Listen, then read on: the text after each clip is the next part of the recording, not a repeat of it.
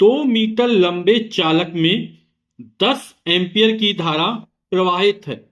यह 2 वेबर प्रति metre square के चुंबकीय क्षेत्र में रखा है। तो जो चालक है उसकी लंबाई कितनी दी जा रही है? स्मॉल एल का मान जो हमको दे रहा है वो 2 मीटर दे रहा है,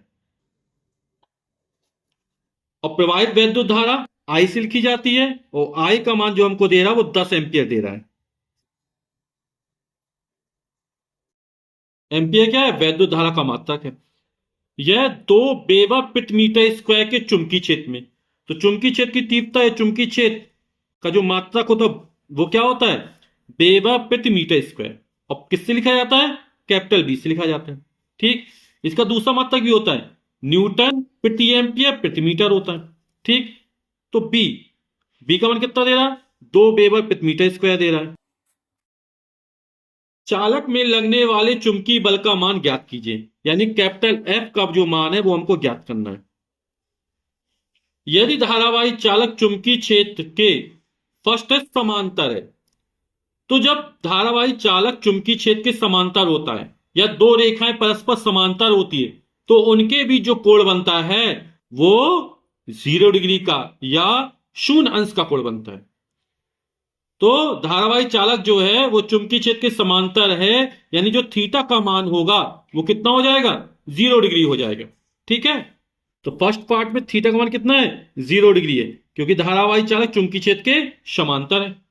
तो हमें बी दिया है, आई दिया है, एल दिया है, थीटा दिया है, एफ का मान ज्ञात करना है। तो आप लोग जानते हैं कि जब कोई धारावाही चालक चुंबकीय क्षेत्र में स्थित होता है तो उस पर एक बल लगता है, और इस बल का मान जो होता है एफ बराबर वो B I L sine theta होता है। ठीक, सबके मान रख देते हैं। बी का मान 2 वेबर प्रति मीटर स्क्वायर दे रहा है, आई का मान 10 एम्पियर दे रहा है, धारावाही चालक की लंबाई 2 मीटर है, और साइन थीटा का मान 0 डिग्री है। आप लोग जानते हैं साइन 0 का मान कितना होता है? 0 होता है। 10 दूनी 20, 20 दूनी 40 गुणा 0, और जब किसी में 0 को गुणा किया 0 हो जाएगा, यानी लगने वाला जो बल है वो कितना है? 0 है। ठीक, फिर कह रहा है जो धारावाही चालक है वो चुंबकीय क्षेत्र के लंबवत है। अब लंबवत है तो बनने वाला कोण कितने अंश का हो जाएगा? 90 अंश का हो जाएगा, 90 डिग्री का हो जाएगा, यानी थीटा का मान कितना हो जाएगा? 90 डिग्री हो जाएगा। तो थीटा का मान कितने हो गया? 90 अंश का होगा, 90 डिग्री हो गया। तो लगने वाला बल फिर निकाल लेंगे, तो एफ बराबर होता है B I L sine theta.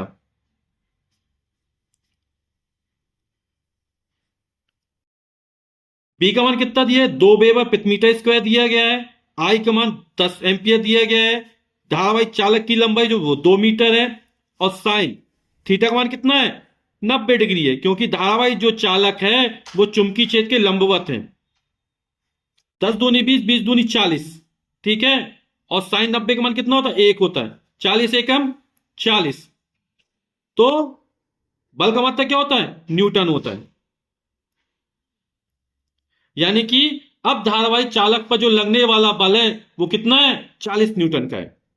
फिर धारावाही जो चालक है वो चुंबकीय क्षेत्र की दिशा से 45 अंश का कोण बनाते हुए रखा है, यानी अब जो थीटा का मान है वो कितना हो जाएगा? 45 अंश हो जाएगा। तो थीटा का मान कितना है? 45 अंश है। तो फिर सूत्र लगा देंगे, धारावाही चालक जब चुंबकीय क्षेत्र में स्थित होता तो उस पर जो बल लगता है वो एफ बराबर B I L bill sine theta. B का मान है 2 वेबर प्रति मीटर स्क्वायर, आई का मान 10 एम्पियर है, स्मॉल एल का मान 2 मीटर है, साइन 45, थीटा का मान कितना है? 45 अंश है। 10 दूनी 20, 20 दूनी 40, और साइन 45 का मान कितना होता है? 1/√2 होता है। तो बटे में √2 हो गया, तो क्या करेंगे?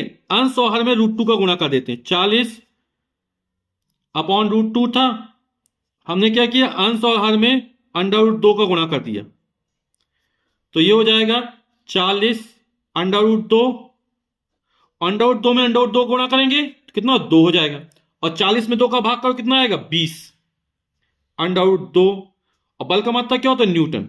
तो ये हमारा उत्तर हो जाएगा थर्ड पार्ट का।